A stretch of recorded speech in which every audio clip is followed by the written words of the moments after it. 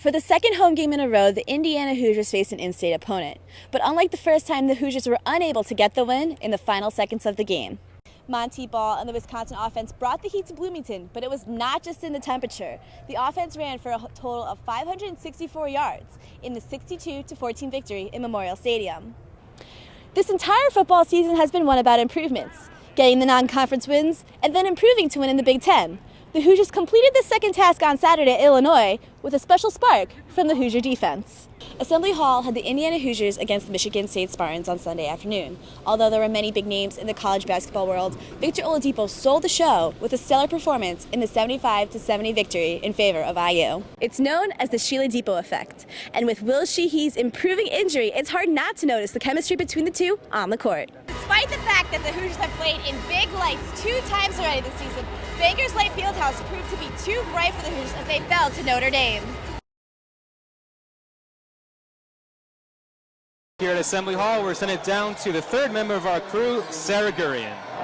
Looking at the starting lineups on this team, Chicago State started with 5 seniors compared to Indiana's 1 senior, Will Sheehy. And this is something that coach of the Chicago State wanted to do because he is trying to build this team based on senior leadership.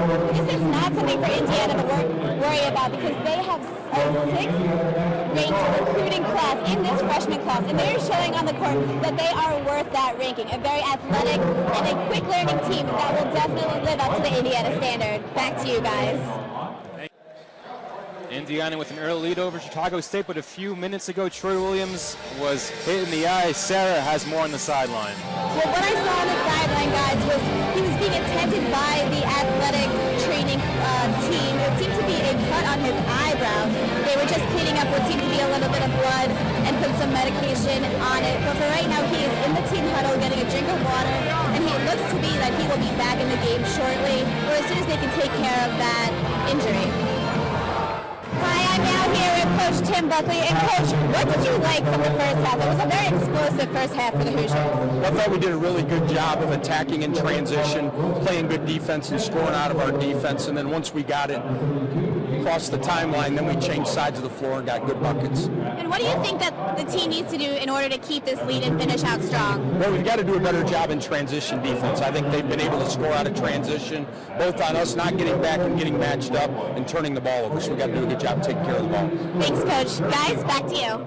Welcome back to Assembly Hall. Now we have seen the freshmen have really developed through the past 2 exhibition games and in tonight's game. But the 2 players that have been on the team for already 1 year is Hannah Mascara-Perea and Jeremy Halliday. You've seen with their blocking and their awesome offensive and defensive production that, like Tom Crean says, they have really taken a leadership role and really developed their skills to really take a big role in this future team. I'm now going to send it back over to the guys at the desk. I'm now here with Jeremy Halliday. And Jeremy, you had a career-high 16 points tonight. How good does that feel to open up the season with such a high amount of scoring? It feels good. I've been waiting on this a long time, ever since last year. I just wanted to come out and play hard and compete, and that's what I did. And what does this do for the team chemistry to start off with such a big win? We just want to keep moving forward. Every day we're working hard in practice. And it's a good first win under our belt, but we got to gear up and get ready for next game. Thanks, Jeremy. Congratulations.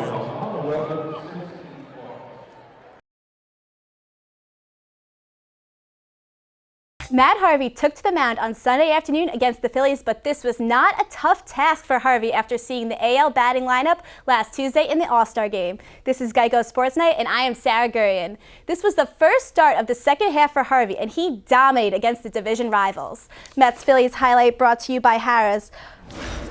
Harvey is going to be facing off against fellow left-hander Cliff Lee. There he is warming up in the bullpen, and there is Cliff Lee. During the All-Star game, Lee did not seem too happy to be at Citi Field. But moving to the game on Sunday, bottom of the first, this won't make him any happier with 2 outs and no one on. David Wright blasts a fly ball deep into left center.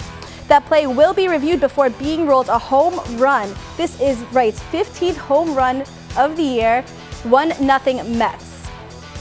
Now Marlon Byrd up next sends a solo home run deep to left field onto the second deck, his 17th homer of the year. Mets go back-to-back for the first time this season and take a 2-0 lead. Harvey said that he was misquoted about wanting to live a playboy lifestyle similar to that of Derek Jeter. But there is no way to misunderstand these numbers. With the win against the Phillies, Harvey becomes the first pitcher in Mets history to have a single season with 4 starts featuring double-digit Ks and no walks. In fact, he's the first pitcher to accomplish it since Randy Johnson 9 years ago. Don't worry, we are not giving up on Harvey Mania. We'll have more on how Harvey was like a perfect pitching storm against the Phillies, a team he has owned in his young career later on in this half hour of Geico Sports Night. Now on to the Yankees, who have announced that Alex Rodriguez has a grade 1 left quad strain that will put him back on the DL and on a plane to Tampa for treatment. He will likely be on the DL for his 38th birthday next Saturday as his comeback from hip surgery suffers another setback.